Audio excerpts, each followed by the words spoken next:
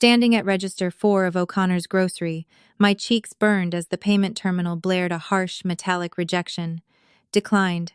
Over a $4 carton of milk. Beside me, my husband erupted into a cruel, echoing laugh. He thought he had finally broken me. He was completely wrong. Fluorescent lights buzzed mercilessly overhead, casting a sickly yellow pallor over the checkout lane. Maggie, the teenage cashier with braces and tired eyes, stared at the screen, then slowly looked up at me. Her expression was a suffocating mixture of pity and secondhand embarrassment.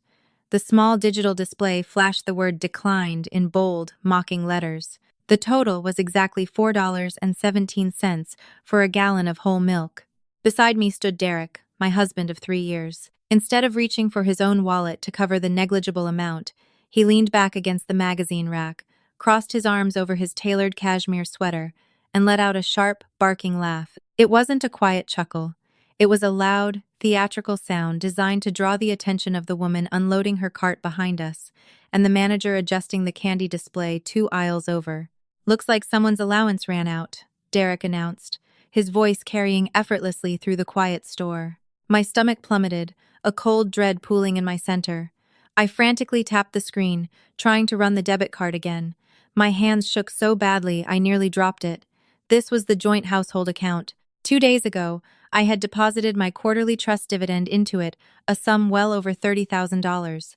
There was absolutely no mathematical way this card could be declining, over $4.17. "Derek, I don't understand," I whispered, keeping my eyes glued to the terminal to hide the tears pricking my vision. "There should be plenty in there. The system must be down." "The system is fine, Natalie," he sneered, finally pulling a sleek black credit card from his money clip. He tossed it onto the counter with an arrogant flick of his wrist. "Go ahead, Maggie. Put it on mine. My wife apparently doesn't know how to balance a checkbook." The drive back to our sprawling, modern home in the suburbs was agonizingly silent. Rain began to speckle the windshield of Derek's Audi, the rhythmic thud of the wipers serving as a metronome for my racing heartbeat. I stared out the passenger window, the blurry streetlights streaking past like melting stars. For 3 years, my father, Arthur Mitchell, had refused to sit at the same dinner table as the man I married. Dad built his commercial real estate empire with calloused hands, working his way up from pouring concrete to owning half the skyline. He possessed a razor-sharp instinct for character. On the day I brought Derek home to our family estate, my father took one look at his expensive watch, his slicked-back hair, and his polished, empty charm, and pronounced him a parasite. "He doesn't love you, Nat," my father had warned me on the eve of my wedding, standing in the doorway of my childhood bedroom. "He loves the Mitchell name. He loves the safety net. You marry him, and you'll spend your life shrinking yourself to make him feel big." But I had played the role of the rebellious, hopelessly optimistic daughter. I was desperate to prove my father wrong, desperate to show him that Derek was a brilliant software developer who just needed time to get his startup off the ground. To keep the peace, I agreed to my father's single condition: an ironclad prenuptial agreement protecting my family's assets, and a separate trust that released funds to me on a strict quarterly schedule. Derek had always hated my father for that. He hated the prenup, hated the trust, and, most of all, he hated that he couldn't touch the principal. Over the years, his resentment had mutated into a subtle, suffocating control. He insisted I quit my graphic design job to manage the household and support his networking events. Gradually, I became entirely dependent on the joint account for my daily life, while he controlled the logins, the passwords, and the investments. As Derek pulled the car into our driveway and killed the engine, he finally broke the silence. "You embarrassed me back there," he said, his tone icy and dangerously quiet. "I embarrassed you?" I choked out, spinning to face him. "Derek, the card declined over milk. Where is the money? I just deposited my dividend on Tuesday." He unbuckled his seatbelt and let out a long, exhausted sigh, as if he were dealing with a toddler. "I moved it into the new business venture, Sunnyside Tech. I told you about this weeks ago, Natalie. We needed the liquidity to secure the office space downtown. You just don't listen." "You emptied the joint account?" Panic clawed at my throat. "Without telling me? How am I supposed to buy groceries? Pay the utility bills?" "You'll ask me," he replied smoothly, a chilling smirk playing on his lips. "And I'll give you exactly what you need. When you need it. It's time we stopped letting your daddy's money make you lazy. He stepped out of the car, slamming the door behind him, leaving me alone in the cold, leather-scented darkness. He thought he had just won the ultimate victory. He thought he had stripped away my independence, isolated me from my family, and reduced me to a beggar in my own home. Sitting in that passenger seat, shivering from the damp chill, something inside me finally snapped. The naive, devoted wife died in that driveway. In her place, Arthur Mitchell's daughter woke up. Morning sunlight filtered through the slatted blinds of our master bathroom, but I felt entirely hollowed out, as if I were made of ice. Derek had left for the gym at 6 a.m., whistling a cheerful, triumphant tune as he gathered his things. The moment his car backed out of the driveway, I locked myself in the bathroom and booted up my laptop. I needed proof. Logging into the joint bank account had always been a hassle because Derek intentionally kept changing the password, but he was fundamentally arrogant, and arrogant men are predictable. I typed in the name of his favorite luxury car brand, followed by his birth year, and the screen loaded. The balance stared back at me, $14.22. My hands trembled as I clicked on the transaction history. Sure enough, there was a massive outgoing wire transfer dated Wednesday morning. But it wasn't to Sunnyside Tech. It was a transfer of $85,000 to an external account listed as B. Hastings Realty Trust. I frowned, the glowing screen illuminating my pale face. I pulled out my phone and dialed the bank's customer service line. After 20 agonizing minutes on hold, a representative named Nancy came on the line. Because I was a joint account holder, I demanded the routing details of the transfer. Nancy was hesitant, but legally obligated to provide the destination bank information. As I scribbled the details onto a notepad, a sickening realization washed over me. I knew the name Hastings. Brooke Hastings was a commercial real estate agent Derek had been consulting with for the past 6 months. She was blonde, 26, and had a habit of touching Derek's arm a little too softly at his corporate dinners. I didn't stop there. I opened a new tab and paid $40 for an expedited public records background check on Brooke Hastings. 5 minutes later, the PDF generated. I scrolled through the document, my heart hammering against my ribs until it felt like it would break my sternum. There it was. 3 days ago, Brooke Hastings and Derek Mitchell, he had used his own last name, brazenly had closed on a luxury lakeside condo on the north side of the city. The $85,000 wasn't for a tech startup's office space. It was the down payment on a love nest. He hadn't just drained my money to control me. He had used my inheritance to buy a house with his mistress, timing it perfectly so that I would be left completely destitute and humiliated at the grocery store, while he played the powerful, benevolent husband. A dark, unfamiliar rage blossomed in my chest. I didn't cry. I didn't scream. I calmly closed the laptop, walked into my closet, and pulled out my sharpest, most professional charcoal suit. I applied my makeup with the precision of a soldier painting on camouflage. By 9:30 a.m., I was pulling my car into the underground parking garage of Golding, Vance and Associates, the most ruthless family law and corporate litigation firm in the state. Richard Golding had been my father's primary attorney for 30 years. He was a terrifyingly sharp man, with a mane of silver hair and eyes that missed absolutely nothing. When the receptionist ushered me into his expansive, mahogany-paneled office, Richard took one look at my face and immediately set down his reading glasses. "Natalie," he said, his voice a gravelly rumble. He walked out from behind his desk and pulled me into a brief paternal hug. He smelled of old parchment and the expensive cigar smoke my father used to carry on his coats. "You look exactly like your mother when she was furious. Sit down. Tell me who I need to destroy." For the next hour, I laid it all out. I handed him the bank statements, the background check on Brooke Hastings, and the property records I had hastily printed out. I told him about the grocery store, the mocking laughter, and the way Derek had proudly admitted to draining the account to put me on an allowance. Richard leaned back in his leather chair, steepling his fingers. A slow, predatory smile spread across his weathered face. "He really is a spectacular idiot, isn't he?" Richard murmured, tapping his index finger against the prenup document I had brought from my home safe. "Can we get the money back, Richard? It was my trust dividend. He stole it." "Oh, Natalie, we are going to get much more than the money back," Richard said softly, leaning forward. Derek clearly never actually read the trust documents your father established. If he had, he would know that the dividends deposited into a joint account remain protected under a commingling exception drafted specifically for this exact scenario. I blinked, confused. What does that mean? It means, Richard explained, his eyes gleaming with legal bloodlust, that legally, that money still belonged to the Mitchell family trust until it was spent on joint marital expenses. By wiring it to a third party to purchase an undisclosed asset in another woman's name, Derek didn't just commit marital infidelity. Richard paused, letting the silence stretch in the grand office before delivering the killing blow. He committed federal wire fraud. And because he used interstate banking lines to defraud a protected trust, he just handed us the keys to his absolute ruin. I sat back in the plush chair, the cold, empty feeling completely vanishing, replaced by a roaring fire. My father had been right about everything, but I wasn't going to hide behind Arthur Mitchell's shadow anymore. I was going to use the tools he gave me to burn Derek's entire world to the ground. "Draft the papers, Richard," I said, my voice steady and cold.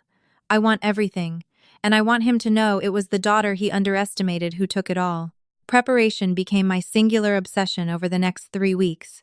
Living in the same house as a man who had not only stolen my inheritance, but was actively building a secret life with another woman, required a level of psychological endurance I never knew I possessed.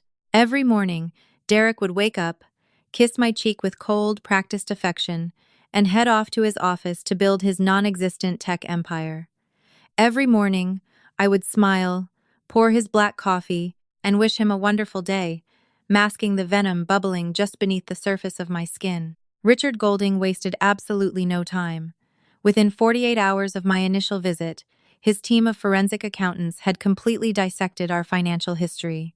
The man leading the charge, a meticulous former IRS auditor named David Ross, uncovered a trail of deceit that went far deeper than the $85,000 condo down payment.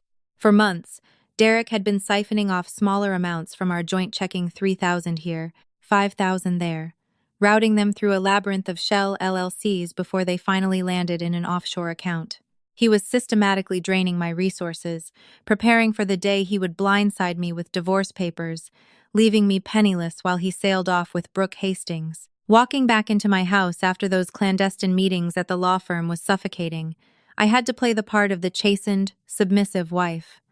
Derek relished his newfound control. When the refrigerator ran empty that first weekend, I had to physically approach him in his study, where he was pretending to review coding schematics, and ask for money. "Derek, we're out of groceries," I said, keeping my voice soft, my eyes cast downward in a feigned display of humility. He leaned back in his expensive ergonomic chair, a smug, paternalistic smile spreading across his handsome face. He slowly opened his leather wallet, pulled out a single $50 bill, and laid it flat on the mahogany desk between us. "Make it stretch, Natalie," he patronized, his tone dripping with condescension. "Clip some coupons. It's time you learned the value of $1 instead of relying on your father's ghost to bail you out." Picking up that $50 bill took every ounce of my willpower. I wanted to scream.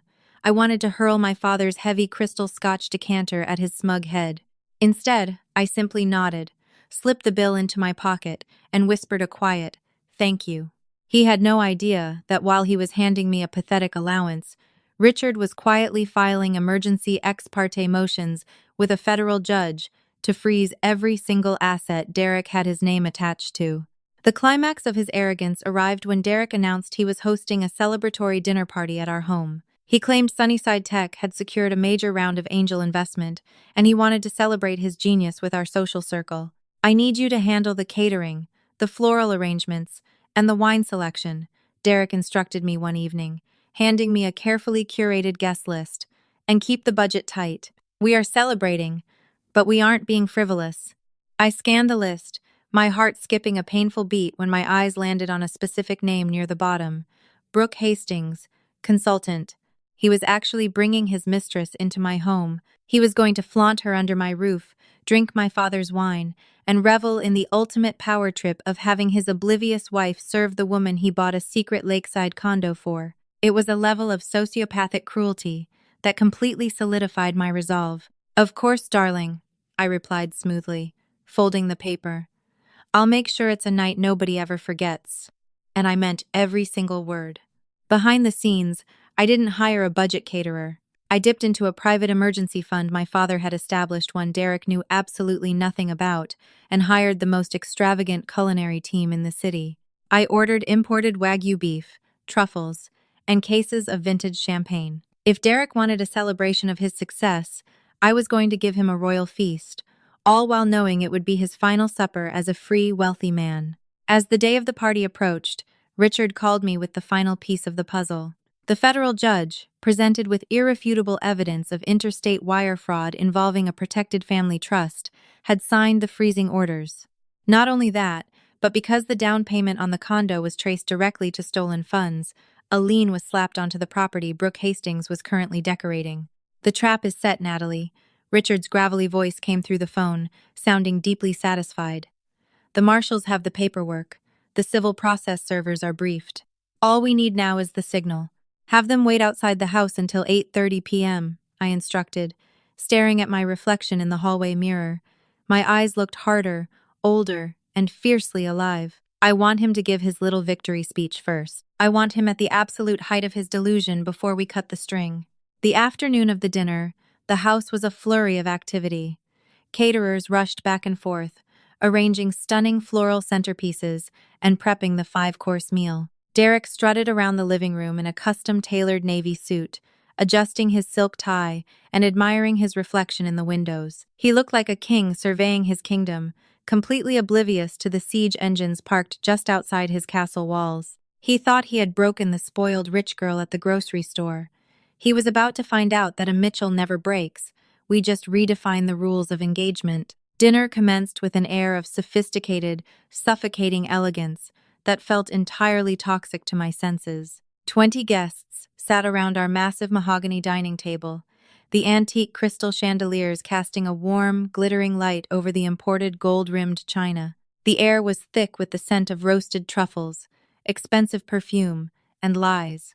Sitting directly across from me, radiating a nervous, artificial energy, was Brooke Hastings. She wore a stunning emerald green cocktail dress that I instantly recognized it was charged to a secret credit card the forensic accountant, David Ross, had uncovered during his audit. She actively avoided my gaze, choosing instead to laugh a little too loudly at Derek's jokes and sip her vintage champagne with slightly trembling hands. Derek, seated at the head of the table like a monarch surveying his conquered lands, was eagerly holding court. He regaled the captive audience with fabricated, grandiose stories of grueling coding sessions, tough negotiations with imaginary venture capitalists, and the immense sacrifices he had personally made to get his company off the ground. "It hasn't been easy," Derek projected, his booming voice echoing off the vaulted ceilings.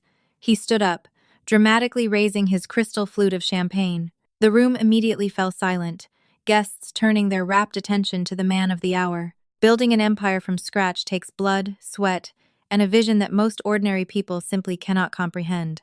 I want to toast to the future, to Sunnyside Tech, and to the specific people who believed in me when things were tough. He deliberately did not look at me. His eyes briefly, imperceptibly, darted toward Brooke.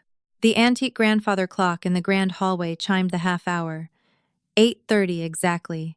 Before a single guest could clink their glasses, the heavy brass knocker on our front door pounded with an aggressive, rhythmic authority that shook the entryway. Derek frowned, slowly lowering his glass, his moment of glory interrupted.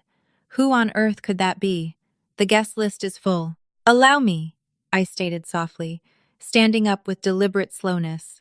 I smoothed down the skirt of my designer charcoal dress, my pulse remaining remarkably steady and cold. I walked down the grand foyer, feeling the bewildered eyes of every single guest burning into my back. When I pulled the heavy oak door open, 3 men stood on the porch, perfectly silhouetted against the night sky. 2 were dressed in sharp, nondescript dark suits with federal badges clipped visibly to their belts. The third man, a burly process server gripping a thick stack of manila folders, stepped forward into the porch light. "Derek Mitchell?" the server asked loudly, his voice carrying perfectly over the quiet classical music playing in the dining room. "His wife," I replied clearly, stepping aside. "He is right in there." Derek appeared in the archway of the dining room, his face flushed with deep irritation. What is the meaning of this disruption? We are in the middle of a private, catered event. Derek Mitchell? The first federal agent asked, stepping past me into the foyer with heavy, commanding footsteps. Yes, that is me, Derek snapped, crossing his arms. Who are you? Special Agent Reynolds, FBI Financial Crimes Division, the man declared, flashing his credentials directly in Derek's face. The silence in the dining room behind Derek became absolute, suffocating, and incredibly heavy. We are executing a federal freezing order on all financial accounts associated with your name, Sunnyside Tech LLC, and several offshore entities. Furthermore, you are being formally served with a civil suit for embezzlement, wire fraud, and breach of fiduciary duty regarding the Mitchell Family Trust. The process server forcefully pressed the massive stack of documents into Derek's chest. Reflexively, Derek grabbed them, his face draining of all color until he looked indistinguishable from a wax figure. This is a massive mistake, Derek stammered, his arrogant, confident facade shattering into a million pieces instantly. He turned wildly toward me, desperation leaking from his pores. Natalie, call Richard. Call your father's legal team. There has been a massive misunderstanding at the bank. I stepped forward, closing the physical distance between us. I did not look like the weeping, broken woman at the grocery store checkout. I looked exactly like Arthur Mitchell. Richard is the one who drafted those exact papers, Derek, I said, my voice ringing out clearly for every single guest and caterer to hear. There is no mistake. We know all about the shell companies. We know about the fake angel investors. I paused, shifting my icy gaze directly past his trembling shoulder to the dining table. And we know about the $85,000 wire transfer used to buy a lakeside condo with Brooke Hastings. A collective, horrified gasp rippled through the dining room. A delicate wine glass shattered sharply against the hardwood as someone dropped it in shock. Brooke stood up so fast her heavy wooden chair tipped over backward, crashing onto the floor. "Derek!" she shrieked, her face stark white and twisted in panic. "You swore to me the condo was in my name. You told me the money was from your corporate bonuses. It is indeed in your name, Miss Hastings," I called out to her, my tone laced with a polite, icy finality. Unfortunately, because it was purchased with stolen federal trust funds, the government has already placed a lien on the property. You have exactly 48 hours to vacate the premises before it is officially seized. Brooke let out a choked, ugly sob, grabbed her designer clutch, and bolted toward the back patio door, completely abandoning the man she had conspired with without a single backward glance. Derek stood completely frozen in the grand foyer, clutching the heavy legal papers as the federal agents began explaining his rights and the impending criminal indictment. The swaggering, arrogant tech bro was entirely gone, replaced by a trembling, cornered thief who finally realized he had played a deadly game of chess against a grandmaster. "You set me up," he whispered hoarsely, his eyes wide with stark terror and disbelief as he stared at me. "You let me plan this whole dinner. You let me stand up there. You laughed at me over $4.17, Derek," I replied softly, stepping just close enough so only he could hear my final parting words. "You wanted me on an allowance. Well, enjoy the commissary. I hear they have milk." I turned gracefully on my heel and walked up the grand staircase, leaving Derek to face the federal agents, the completely ruined dinner party, and the absolute destruction of the fake life he had tried to build with my money. My father had warned me about him, but in the end, it was the daughter who took out the trash. The Mitchell empire was safe, my accounts were restored, and the house was finally, blissfully quiet. Thank you so much for joining me to hear this story of betrayal, revenge, and taking back control. If you felt that sweet satisfaction when Derek's house of cards came crashing down, please hit that like button, share this story with anyone who needs to remember their own worth, and subscribe for more intense, real-life drama narratives. I want to hear from you. Drop a comment below, telling me what you would have done if you caught your partner committing financial fraud. See you next time.